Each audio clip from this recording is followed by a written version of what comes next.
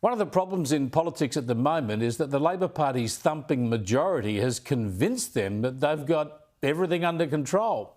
No one can doubt the Albanese Labor government's parliamentary majority, but there are two big qualifications they need to keep in mind about their victory. First is the fact that they got less than 35% of the primary vote, just over a third. Labor itself is hardly bathing in overwhelming popularity. And secondly, the cost of living crisis is still biting. Families and businesses are still feeling pain, especially from power prices. The country faces enormous challenges and there's little sign that Labor is grappling with them. The Treasurer yesterday was sounding typically smug on the back of good inflation figures. Today's inflation numbers are outstanding. There's no two ways about it. They are a powerful demonstration of the progress that Australians have made together in the fight against inflation. Yeah, pop the champagne, hey? Everything is rosy, apparently. I don't think that is the lived experience of most Australians. And this has created an opportunity for the Coalition because today they focused on hip pocket economics and Labor's failure on power prices. Can the Prime Minister explain why 63,000 more Australian families are on hardship assistance arrangements for their power bills today than on the day Labor took office 3 years ago? And my question is to the Minister for Climate Change and Energy.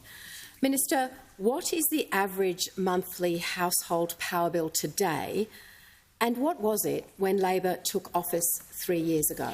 Will the Minister confirm that the government will meet its renewable energy target of 82% by 2030. Christine from North Bundaberg is a resident in my electorate of Henkler.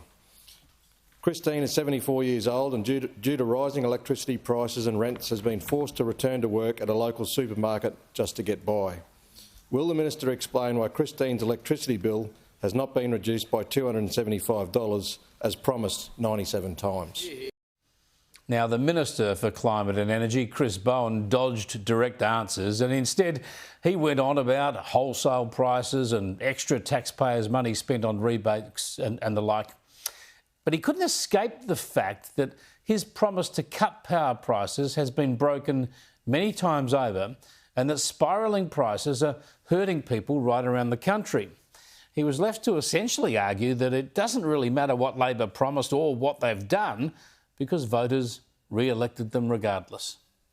We made commitments in the 2022 election. We sought to implement those. The Australian people cast judgment about that on May the 3rd.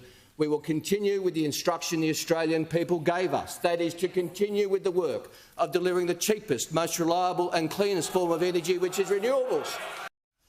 Yeah, I wouldn't be too certain about that one, Sunshine. Voters probably expect affordable electricity. And you'd think a competent government might be focused on delivering it.